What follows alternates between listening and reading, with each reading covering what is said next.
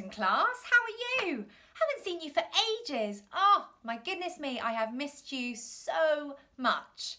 Like so much. I've missed teaching you, I've missed all of the lovely things we've been learning about, we should be learning about, which you're now doing at home. Speaking of which, I've heard Mrs. Macmillan has loaded up a whole load of books onto Bug Club that you can log in and read. So that's something you could be keeping yourself busy with. And in the meantime, I thought maybe it would be nice if I could read a story to you. So I've chosen this one. It's called Rhinos Don't Eat Pancakes. I hope you've not heard this one before. Right. Do you ever get the feeling that your mum and dad aren't listening to a word you say? You do? Then you are just like Daisy. Her mum and dad never listen. Daisy could tell them that her hair was on fire or that the dog had eaten the postman. But they would just nod and say, "That's nice, dear," or "Tell your gran," or "Can't you see I'm on the phone?" So when one day Daisy had something really important to say, guess what? Nobody listened. So this is what happened.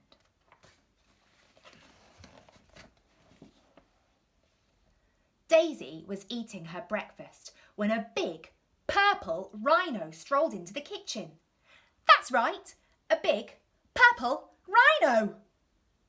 It was as big as a bus and as purple as a plum, and it was also a little bit peckish, so it took a chomp out of Daisy's pancake and then went upstairs.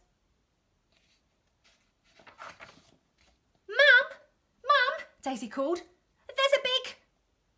Tell your dad, said Mum. He'll catch it in a mug and throw it out the window.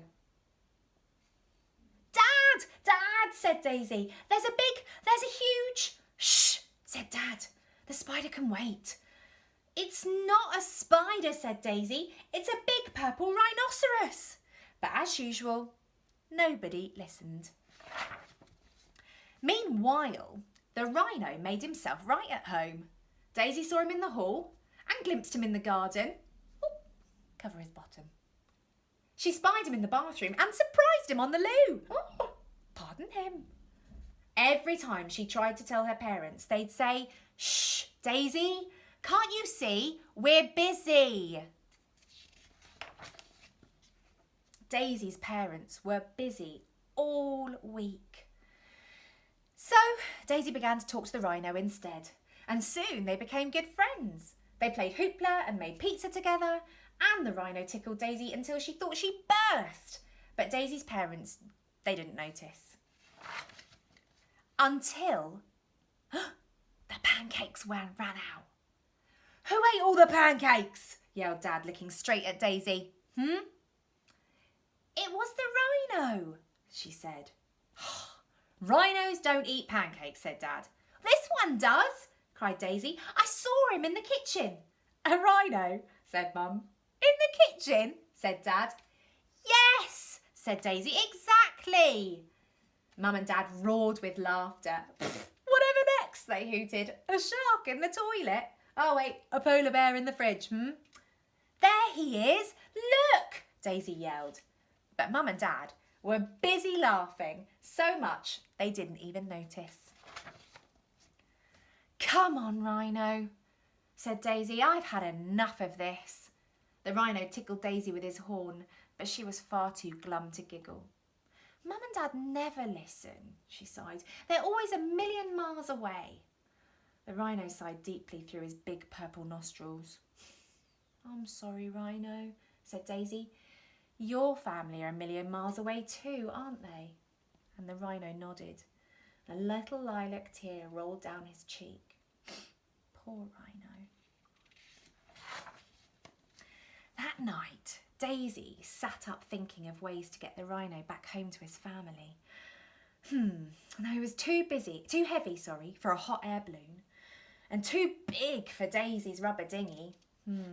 She thought about lending him her bike, but I think the helmet would never fit. The next morning, Mum and Dad had a surprise. "We are taking you to the zoo," said Mum, "so you can see a real rhino." "What do you think of that?" said Dad. Daisy thought it was stupid, really, especially when there was already a perfectly good rhino sitting on the sofa. But she didn't say so. What was the point? Nobody would listen. At the zoo, Daisy saw yellow giraffes and some bright red parrots, orange and black tigers and grass-green snakes. But she couldn't help thinking about poor purple rhino. "Hurry up, Daisy," said Mum. "The rhinos are this way." But what's this? Missing. Big purple rhino. Likes pancakes. If found, please call the zoo. "Cripes!" yelled Mum. "That explains the pancakes," said Dad. Mum and Dad and Daisy rushed back home, and guess what they saw when they got there? That's right! The biggest, purplest rhinoceros in town. "What did I tell you?" said Daisy, grinning from ear to ear. All those pancakes. "I'm phoning the zoo," said Mum. The rhino looked startled. "No," said Daisy, "not the zoo. He needs to get back to his family. They're 1,000,000 miles away." "Well, we'd better get a move on," said Dad. "The next flight to 1,000,000 miles away leaves this afternoon." So the rhino packed his suitcase while Daisy found his hat, and then they all pushed his big purple bottom into the back of the car. And they then drove to the airport.